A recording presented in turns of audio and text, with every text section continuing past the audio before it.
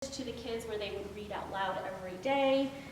And then we were looping together in 3rd grade, so this is the spring, getting ready to go on to the next year. And this sort of thing works differently with middle schoolers. My morning message to middle schoolers might say, good morning, fabulous 8th graders. I can smell that it's spring. Hint, hint. Hint, hint.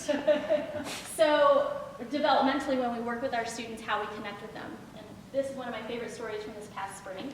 So these are 3 8th grade boys. We were in the Gila Wilderness, and I'll talk about this project we did. And they came up to me, they're like, Miss, you have to take our picture right here. I'm like, They're like, Miss, will you take our picture right here? Yes, I'll take your picture right here. No, Miss, right here. Yes, I will take your picture in front of the rock that looks like a penis. I was just going to say that. And that's them laughing, right?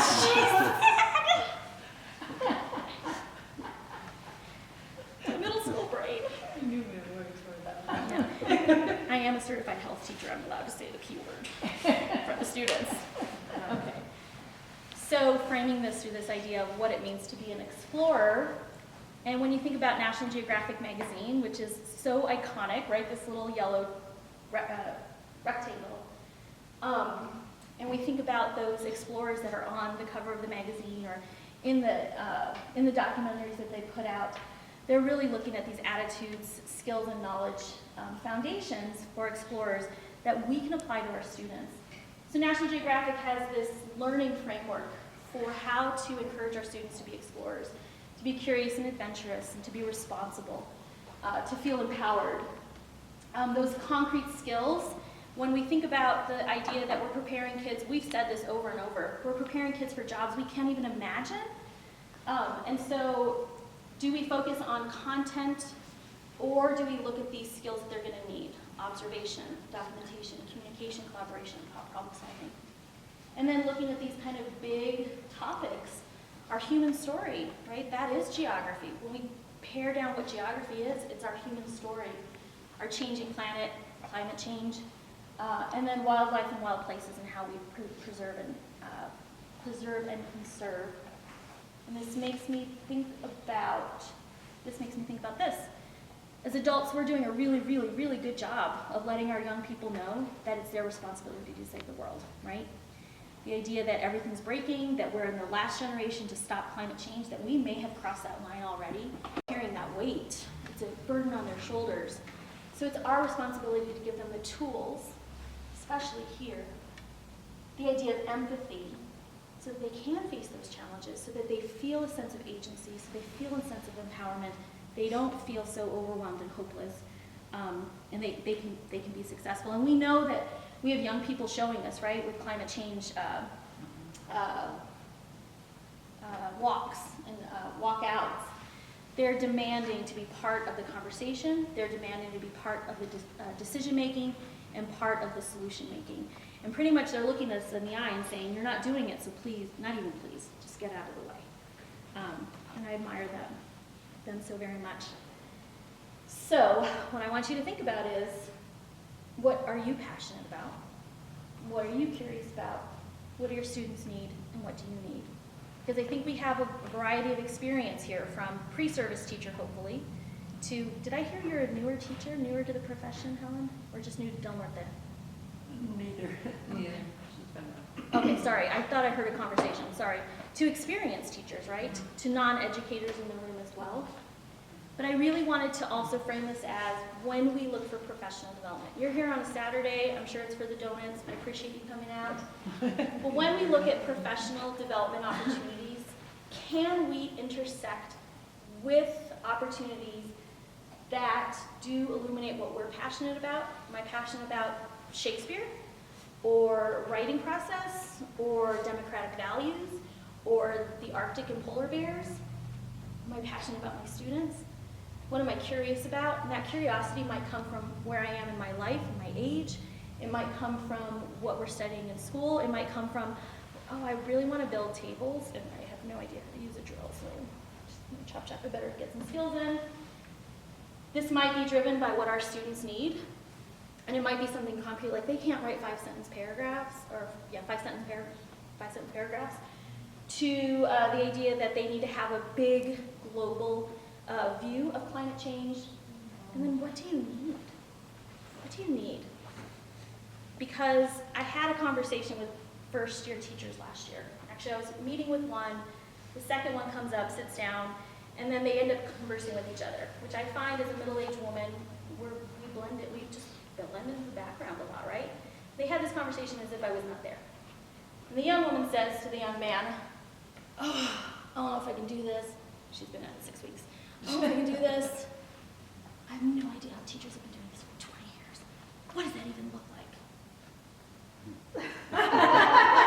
This is what it looks like. A little scary, huh? She's like, ah! So what do we need? What does she need to come back the next day, right? Because our first year teachers, man, they're struggling out there. Make sure you're checking on them. Get them some chocolate. Help them recognize they don't know everything yet, right? And then what do we need to come back another year? And does that mean looking for professional development? Does that mean stepping out of the classroom for a little bit so that we can get ourselves back into the classroom? But looking at these opportunities to meet all of these intersection points. And then this is my question: how can we inspire our students to become curious and adventurous and empowered global citizens? And we can teach them how to do this, right? We can teach, but my advocacy today is to do this. Let's show and not tell our students what it means to be adventurous and curious and a little bit crazy and a little bit brave. Because this is me in May 2018 jumping into the Arctic Ocean, into 29-degree water, and I did not want to do this. But look, you're smiling. Is that what you call it? But I stood on that towel. The photographer, one of the other photographers was there. He said after Jasper, he said, were you looking for me? Because I didn't have my glasses on. He's like, were you looking for me? He said, you were kind of like looking around. I was like, no. I was shaking my head like, nope. And then I thought of Jorge, who would say, "Está loca, miss. You're crazy if you do that. Miss, you're not going to do that. You're going to do that, right?" And I thought, I'm going to go back to school next week, and I have to let them know that I did it, right? So let's show and not tell our students. So I'm going to go ahead and, this has volume, right? Yeah. Let's go to the Arctic, friends. Some more load. And then we'll talk about how and why I got to go do this.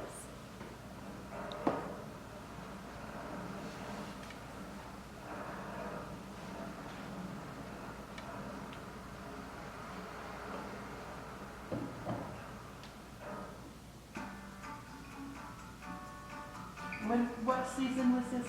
This was in May.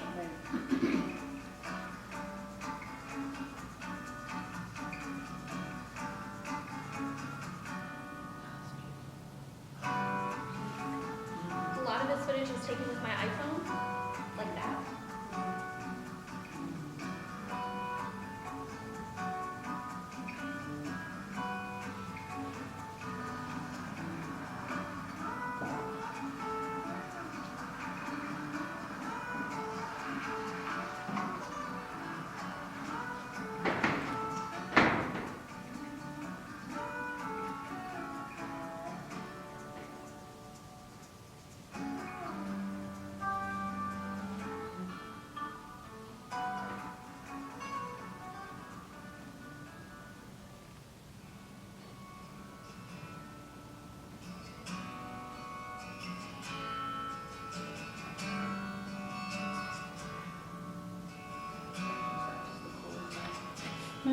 Was that just the coolest thing? We're just walking over. Yeah.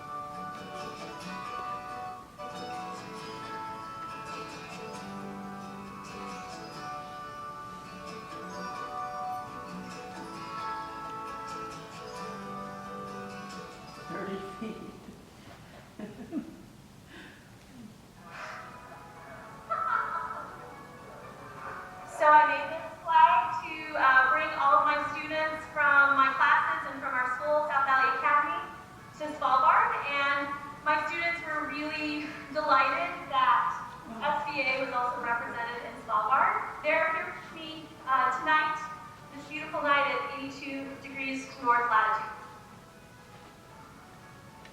So we were 400 miles off of the North Pole. To keep the flag of this. I have it.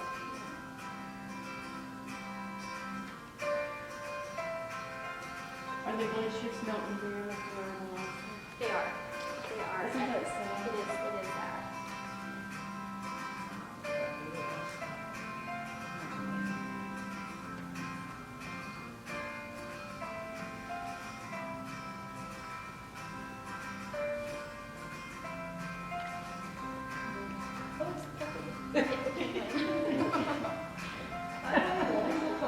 You did. Yes. Preempting my husband's response.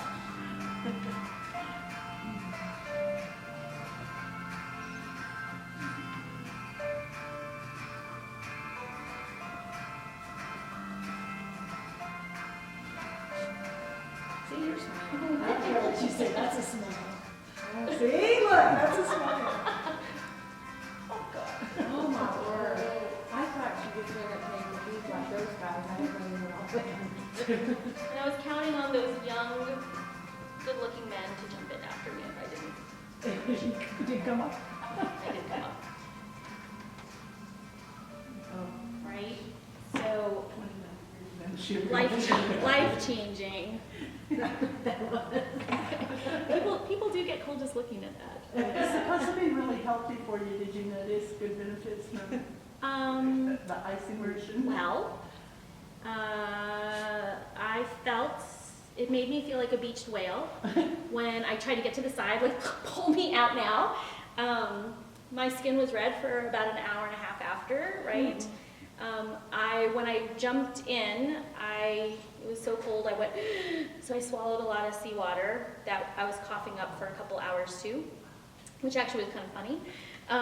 When we got in, they give you a towel and then they give you a choice of hot chocolate or schnapps, and I'm not a drinker, so I went for the hot chocolate. But I felt like $1 million afterwards. I felt like $1 million, and I would do it again if I had the opportunity, but it's okay if I don't have to do it again, because you know, it's just counterintuitive to jump off a dry, non-sinking, non-Titanic ship. Right? Exactly. So I think the benefits, I think it's more mental at this point, because I was only in it for like 25 seconds. But I do remember opening my eyes, I do remember the bubbles and like the blue and the green water, just trying to get back to the surface. Was it really clear like it is in the Caribbean? It was not quite that clear, I think. It felt darker and grayer, but it was fairly clear. When we had been kayaking right before that, and so sitting on top of the water, I was really surprised at how clear it was and how I could kind of see it that way. This is part of the Grosvenor Teacher Fellowship that is available to you and to all of your teachers. So please let them know, especially since the application for this just opened up yesterday. Yeah, go ahead and take a shot of this. And like I said, I'm going to share this slide deck with you as well. And this is a National Geographic professional development opportunity. And this is just one opportunity that's available to educators to get out into the world. You can look at Fulbright programs, you can look at the top program to Germany, Teachers for Global Classrooms programs. There are lots of opportunities for teachers to travel across the United States and across the world to have experiences and then to bring them back into classrooms. But the Grosvenor Fellowship is something that is in its 15th or 16th year now, and National Geographic works with Lindblad Expeditions to send teachers out on expeditions all across the world. And so teachers go to, this year, so for the next group of fellows, teachers will be going to Alaska, Antarctica, back to the Arctic, the Baltics, that's new, British and Irish Isles, the Canadian Maritimes, Central America, that's new too, the Galapagos, Holland and Belgium and France, that's new, and the Pacific Northwest as well. And so basically Lindblad Expeditions has cruises on ships of various sizes that go to these locations. And the founder of Lindblad Lindblad Expeditions, Sven Lindblad from Switzerland. He wanted to give a gift to Gil Grosvenor, who had been the president of the National Geographic Society for a couple of decades, for his 70th birthday. And the gift that he gave Gil Grosvenor was, I'm going to put a teacher cabin on my ships. So in honor of you, I'm going to put teachers on expeditions so that they can learn about the world and they can take it back to their students. So this is the National Geographic Explorer, the ship that I was on, and on the staff level, there's a teacher cabin, which is just super sweet, right? There's a cabin for us. That's not always filled, but you can see there are maybe 20 expeditions, 25 expeditions teachers will go on. So we're talking about 50 to 60 teachers next year being selected from across the United States and Canada to go on expedition with the Grosvenor Teacher Fellowship. Rick Sleater out of El Dorado just went on his expedition. He's the first ApS Grosvenor Teacher Fellow. There are 4 of us in the state of New Mexico. There are about 200 of us across North America right now. We'd love to see more New Mexico teachers out there, mostly because our kiddos deserve inspired teachers, right? And I know Rick came back and he said it was life-changing. He went to the South Pacific. Yeah, he was in French Polynesia, Tahiti. He was in the water a lot too, but it was a little different. How many teachers do they pick to go on each of those? 2 to 3 teachers. For each one? So you'll either be with a pair or in a trio. I was with a teacher from New Jersey, from Princeton, New Jersey. She was a high school physics teacher. Very different contexts, right? I teach here at the South Valley of Albuquerque. She teaches in Princeton, New Jersey. It was a very interesting kind of match that we had and really led to some rich conversations. The guest speaker on our ship was Susan Goldberg, the editor of National Geographic magazine, and she invited us to dinner one night and really just asked those hard questions like, what is it like where you teach? What is it like where you teach? And it was super illuminating. The idea of resourcing $20,000 per student, that they have funding for each child in Princeton, New Jersey, compared to the, 4,300 that we're at right now, and 4,600 that we're at in New Mexico right now. So just very different contexts in that way. I wanted to show you that because I would love to see more New Mexico teachers apply for this program. The application, like I said, just opened up yesterday. And it was life-changing. And I just wanted to tell you a little bit about my story, again, self-indulgent, kind of how I got here. Because I've said over and over again, I fail just as much as I succeed. Because when you apply for things, you fail. I fail a lot. And I applied for the Grosvenor and a couple years ago, and I didn't get it. And I tried again. And the second time, I did get lucky. And at the beginning of 2018, over Christmas break going into 2018, I was thinking, I think we came back to school like on a Thursday, a half-day Thursday. It's like, ugh, what am I going to do? So I thought, well, we'll come up with our little goal boards. Our 8th graders would get out the scissors and the vision board, right? And we would talk about our goals for the year. We'd hang them up in the room. And I made my exemplar like a good teacher. And I talked to them about my exemplar. And I told them I'm applying for this program. I didn't get it. And these are the things that I want to get out of it.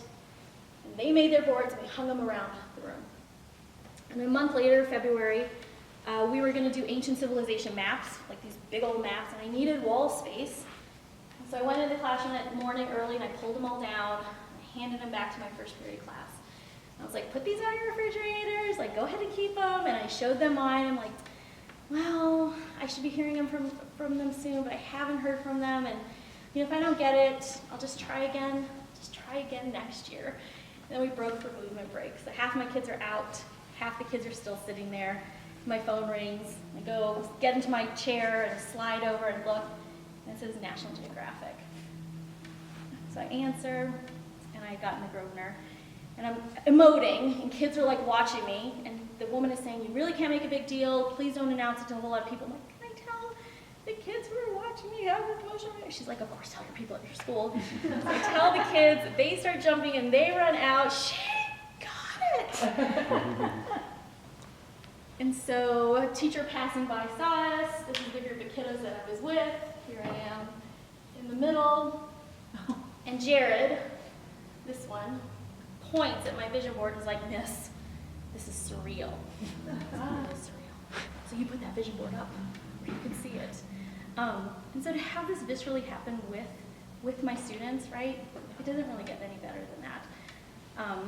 And so I wanted to engage the students as much as I could, because if I wasn't a teacher, if it wasn't for them, my students past and present, I wouldn't have these opportunities. So the first question is, of course, where was I? Where was I in the world? Come on.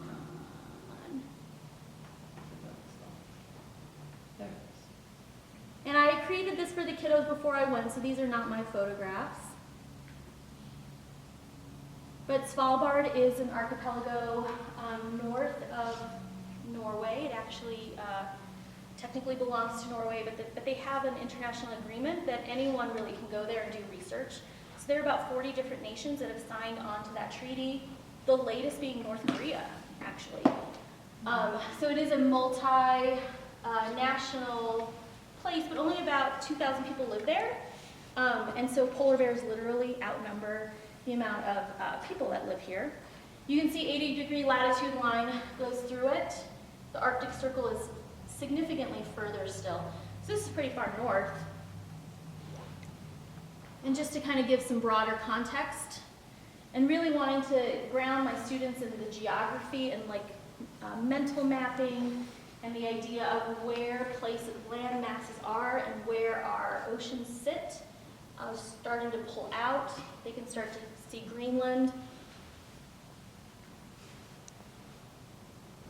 Trying to orient to the North Pole, and then starting to orient to the European continent, right? So actually the distance between Oslo and Longyearbyen on Svalbard is 1,254 miles. So this is a 3-hour flight. That's how far we were, which was pretty stunning. And then I wanted to make sure I orient the kids to north. And then thinking about, and I had a globe, a blow-up globe, thinking about the idea of how the Earth is tilted on its axis, and that between the end of April to September 30th, or September 30th, the sun doesn't set.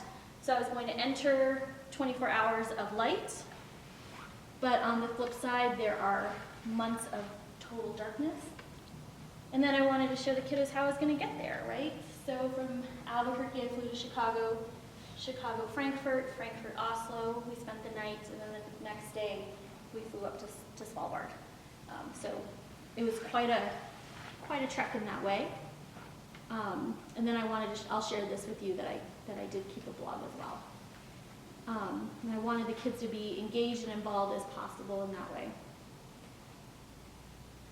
And as a Grosvenor Fellow, they bring in teachers to Washington, D.C. for an orientation. And we went through something called Science Telling Boot Camp. And it's actually a process they go through with their explorers. Because explorers are doing amazing scientific things, and they have like all these data sets, and then they go to a conference and they're like, here's my data, and no one cares. And so using the strengths of National Geographic with photography and videography to tell your data story. And so they taught us how to use selfie sticks. They gave us selfie sticks, like you need to be able to document yourself. We got some videography lessons, photography lessons, and we just had a lot of fun.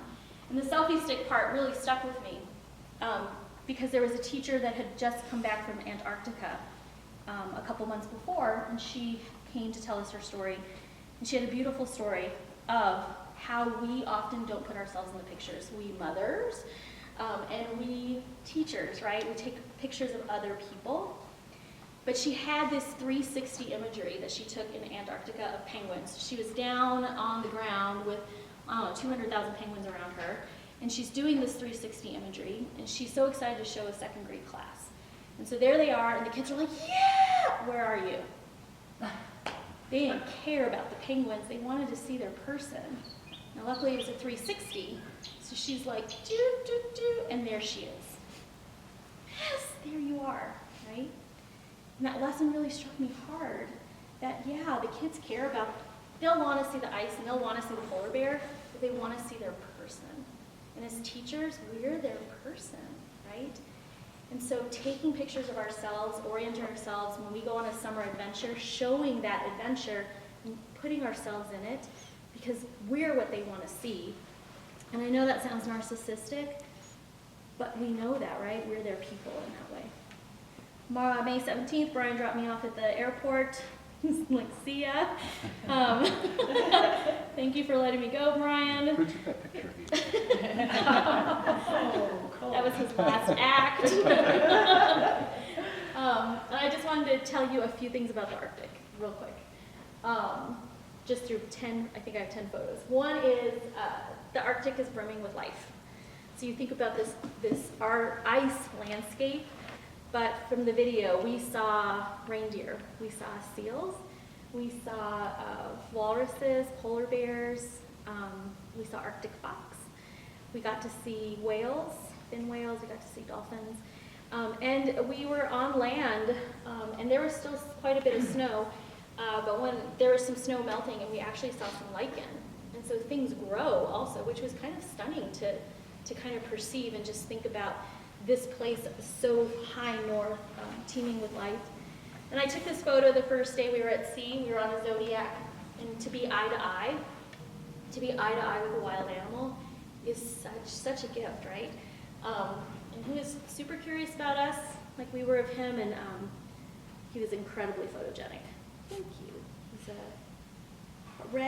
harbor seal, and the reason why his face gets red is because the plankton they eat is down near the bottom, and it's very iron rich, and so it colors their fur red.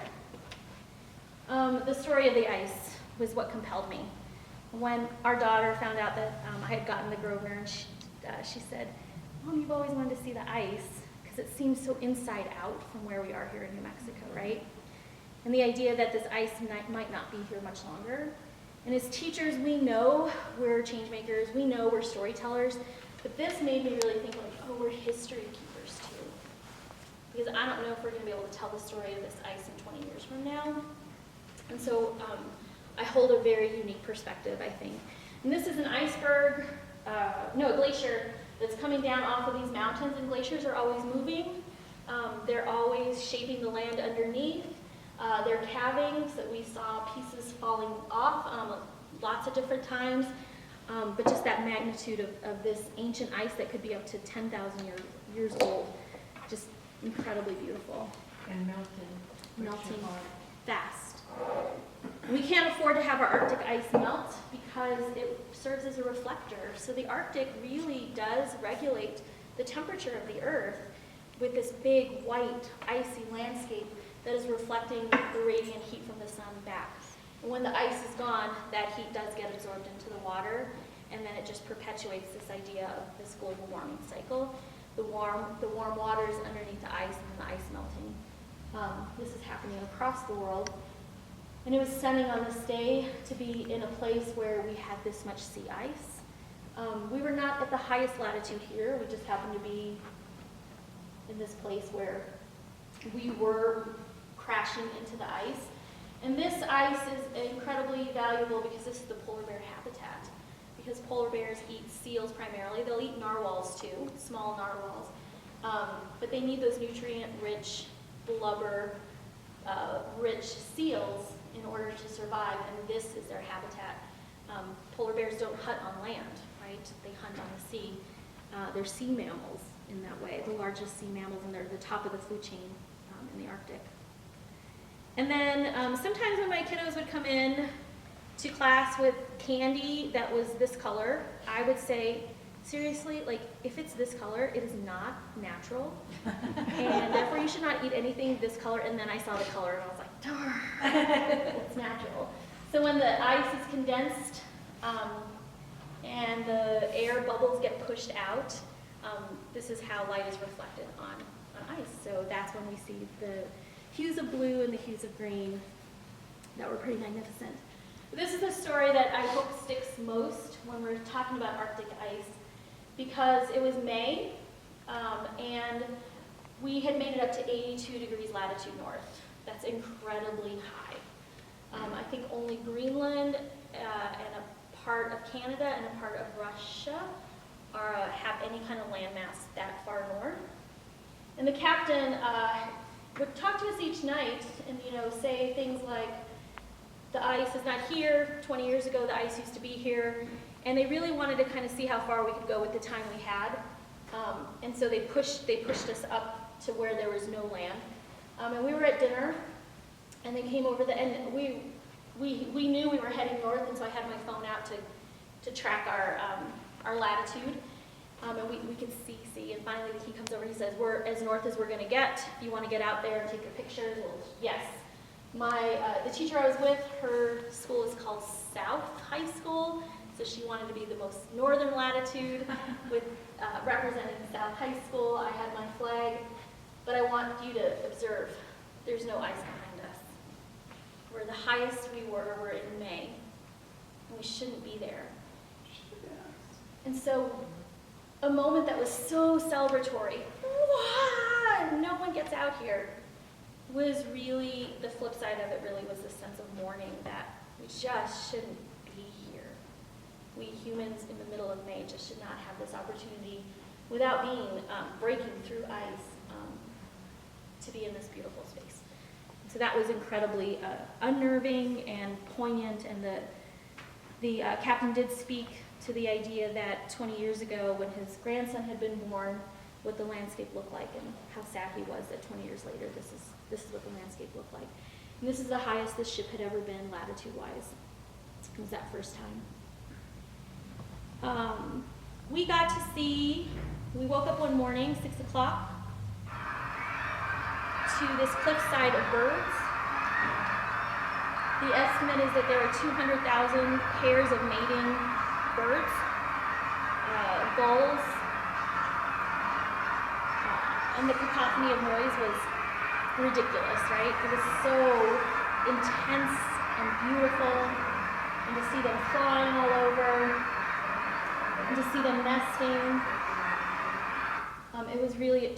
And then we look at that through the lens of this new research that just came out a couple weeks ago that North America has lost nearly 3 billion birds. And these are indicator species. Our birds are indicator species. When we talk about the canary in the coal mine, well, yes, they used to literally send a canary in the coal mine to see about toxic levels, but they are our canary in the coal mine in terms of a healthy ecosystem and a healthy earth. And so we have these species that are dying. 29% of our bird population across North America. And this should be our harbinger, this should be our warning, this should be our sign, this should be another call to action for action around climate change, what we're doing. So when I think about those beautiful birds we saw, it's not going to come up, I can't help but think about these numbers as well. And then we have the issue of plastic. So we were so high north, and we landed someplace where these people had never been. We quite possibly were walking on land that no human had ever walked on, which is a pretty stunning idea. And not far, we saw logs that were probably coming in from the currents off of Siberia. But even in the most northern regions where no one lives, plastic is still washing upon the shores. And researchers are showing that they really can't find anything that lives in the ocean that doesn't have some traces of plastic in it right now. And so this was sobering and stunning. And the week before, National Geographic had launched their Plastic or Planet campaign.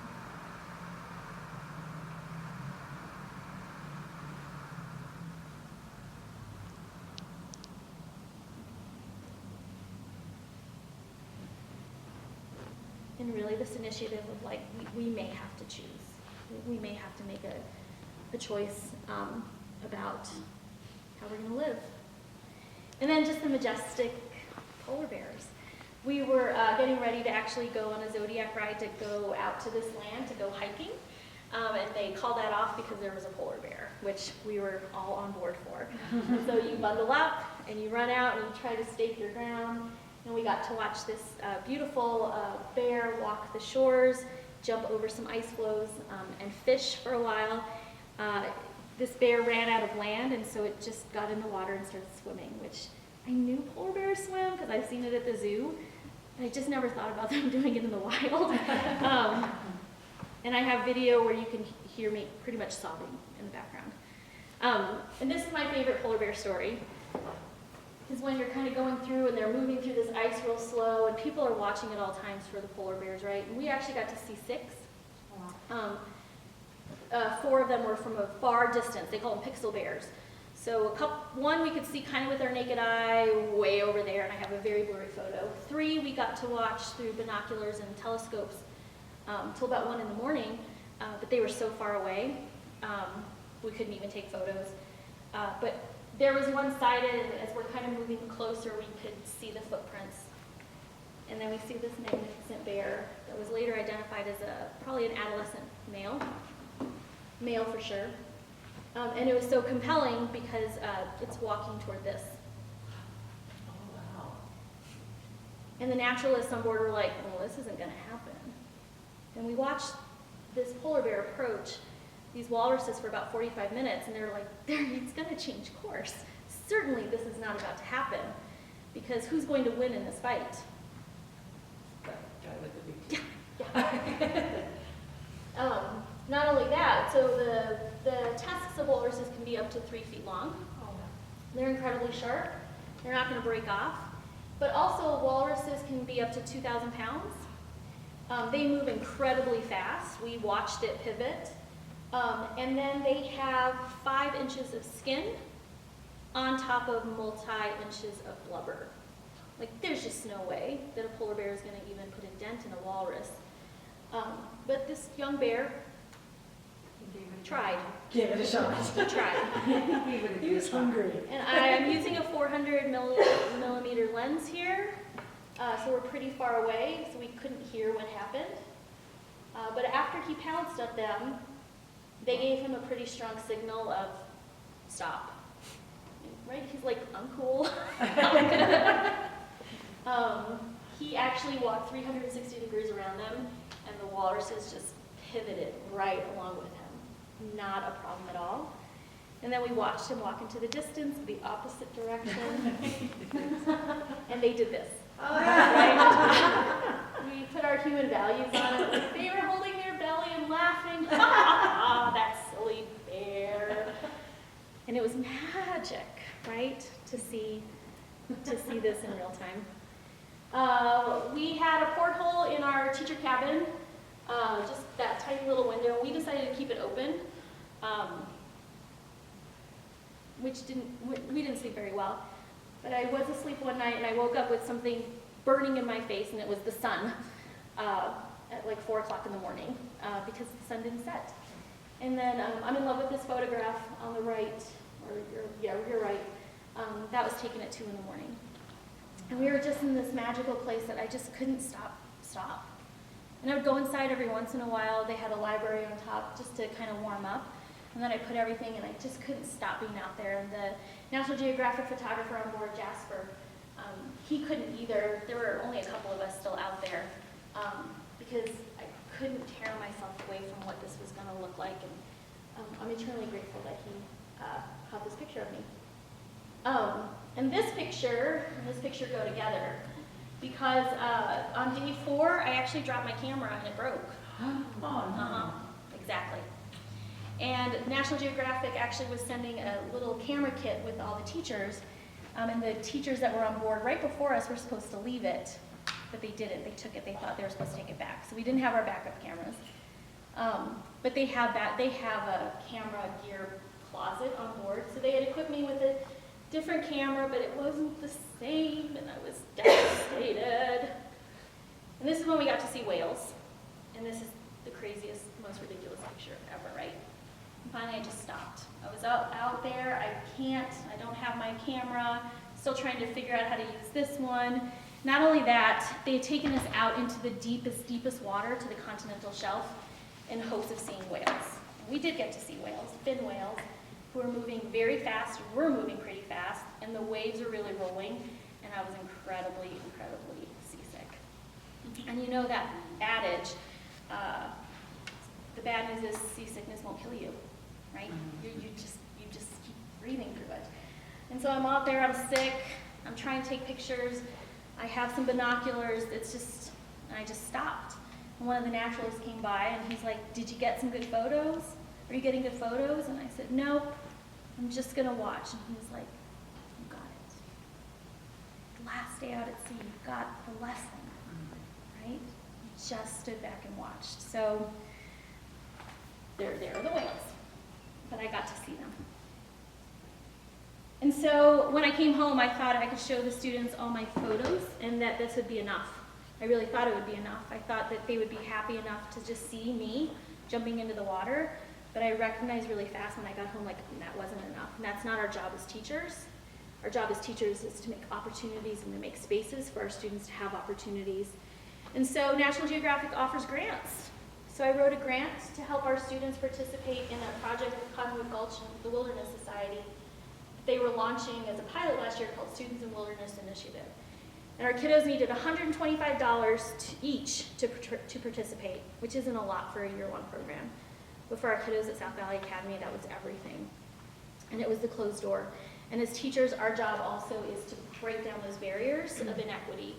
And so I wrote the grant with this idea that our students were going to be documentary filmmakers, and then they were going to do some advocacy work, and we were going to have this experience. And we got the grant. The kids were able to go to paying $20 per expedition.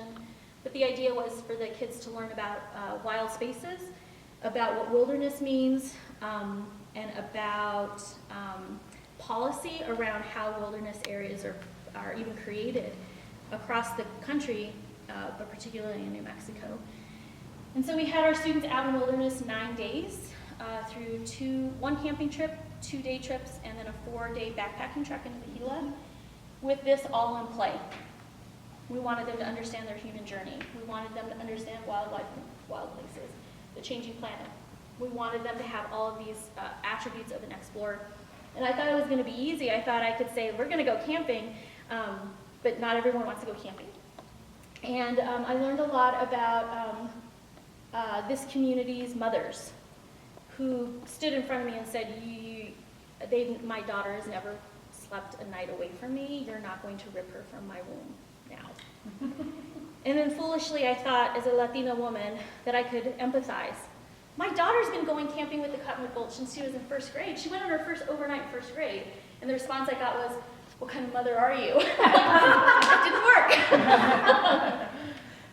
So needing a lot of support from the community to build trust and to build some understanding around this, getting kids engaged, because we know kids are going to be able to change their parents' minds, hopefully, and being able to get more than half of our 8th graders out into the wilderness on overnight trips.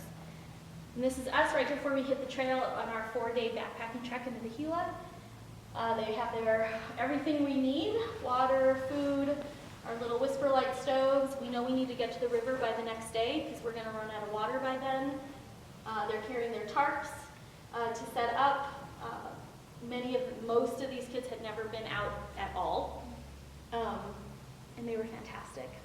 And I knew throughout the year, and Brian knows this because he heard this story every day, I knew things were changing. I knew something was shifting. I knew the kids' lives were changing.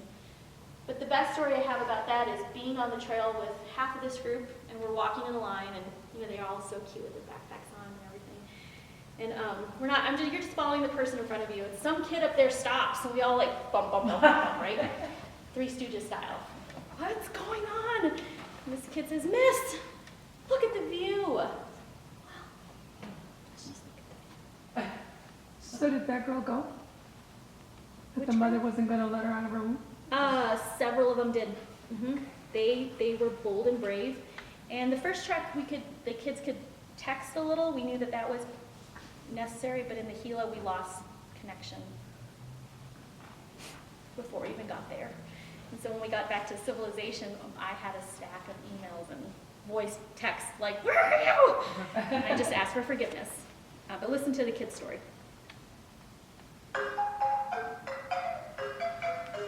Wilderness isn't a big part of my family, but I want to make it work. Living in New Mexico, you never know what to expect. One day it can be unbelievably windy and rainy, and the very next day it is burning hot. That is exactly how the wilderness areas in our state are. This wilderness area is very peaceful, and it was relaxing to be with no worry of my phone ringing or alarms going off, even sirens from a cop's car. This experience helped me learn something new about myself. The new thing about myself is that I'm quite an adventurous person. I learned that I liked the wilderness a lot more than I thought. I liked the river and how there was nobody near us. I learned this place was the first ever wilderness space. I feel like I learned so much about this space. Aldo Leopold once said that the wolves shared a fire with the Gila Mountains. He had said that when the old wolf was dying, the fire slowly burned out of her. What if we had a green fire on the inside of us? After spending 4 days in the Gila, I found I may have the green fire in me. However small, it still burns. Thank you to National Geographic, Sealer Program, Cottonwood Welsh, and the Wilderness Society for giving us the opportunity of visiting wild places. What will your adventure be? Was there any of them that did not like it? The ones that went out, no. They had some rough times, but kids that went, they loved it. Yeah, they loved it. Who paid for their gear? Was that part of the grant? That was part of the Wilderness Society part of the grant. And so the kids just needed basically their tennis shoes and some clothes. They even provided for this trip their polar fleece, a beanie hat in case they needed that. But the kids had all the gear, which was vital because kids don't have that gear. So they just needed like, some kids were walking in vans and things like that, which is not the comfiest, maybe most safe, but like it's what they had, and no one died. I ended last year like on the highest of highs, right? As a National Geographic, as a grantee, that also makes me a National Geographic Explorer, which was really weird and ridiculous. And here I am in Washington, D.C. this summer. And this is, last year they had 260 National Geographic Explorers from around the world. Scientists, photographers, storytellers, educators, a few of us in there. But this is the first year they hit capacity where 50% of us were women. And so they took the opportunity to chronicle this. This is Sylvia Earle, the world-renowned oceanographer, right there. And this is the 2019 class of women National Geographic Explorers. And it was that spring, actually, this past spring, that I had made a decision to step out of the classroom for a couple of reasons. One was I'm tired. I was a little tired, but I also had been like camping with kids, so maybe that skewed it a little. But it was really this, and I'm wearing my bird earrings to help ground me with this. We don't know what's happening in each other's classrooms, right? And so single-mindedly almost, I mean, I had some collaboration with my teaching peers, and they were awesome in that way, younger, newer teachers who really got on board with this. But I wanted to know what was happening across the district. The district of my hometown, our daughter goes to school at Amy Beale High School, like what do other classrooms look like? And so I took a job with APS. I had left APS in 2002, and so coming back 17 years later, it's different and not different, which is fascinating to me. And I'm working as a teacher support person out of Zone 3, and I get to support teachers in all spectrums, from finding resources to I just want to be a little more awesome to I'm dying and drowning and can you help save me. And I've also been able to do some professional development. And it's been really hard to be out of the classroom. Brian hears this all the time too. I miss the kids like crazy. And I'm just wondering how I can fly back into the classroom in a year or two. And that brings me back to these ideas. When we think about professional development, or we think about how teaching provides us with a life, because our teaching is not what we do, our teaching really is who we are. And looking for those opportunities to remember that teaching is collaborative, like how would we do this by ourselves? And our first, second year teachers, I think that's what I want them to know the most. Like, you just can't do it by yourself, and why would you want to? You have to get help. And if you can't find your people in your building, you look somewhere else. And sometimes you have multiple people groups. You have your school group, you have your Golden Apple community, you have your National Geographic community, but you find your people to keep keep building your passion. Context matters. Where are we at? Are you a 5th year teacher? Are you a 25th year teacher? Who are you teaching these days? Where are you teaching? But that context, and we know when we go into a PD and someone is doing like what I'm doing, just talking to you, I'm so sorry, and you're like, right? Context matters, and how do we make it applicable for ourselves? And then where along our career do we just take our PD into our own hands? Because I can sit through that PD, and now I'm creating PD too, but I'm going to take my own professional development in my own hands and learn where I want, what I want, and how I want. Because we know our learning has to be relevant, not only to us, to our students. But this idea that came out of this article I saw in Washington Post, I don't know, a while ago, this idea that if we want our kids to be curious, well, don't we have to be curious? And we want our kids to have an ability to reason with evidence, don't we have to do that too?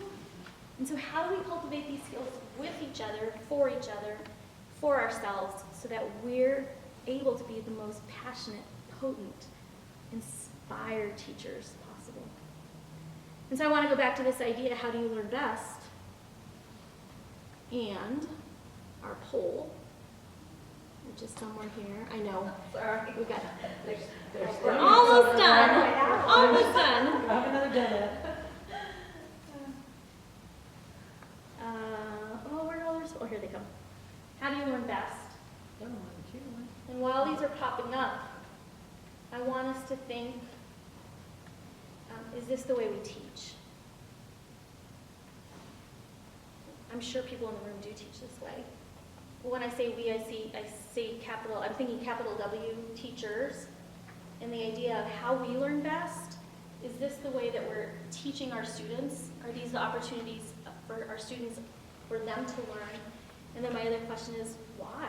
What are those barriers? What stops us from getting our students out of their comfort zone? Because that's what I hear a lot right now. Kids don't want to fail. They don't want to try. They just want the answers. All right. And then what are we going to do about it?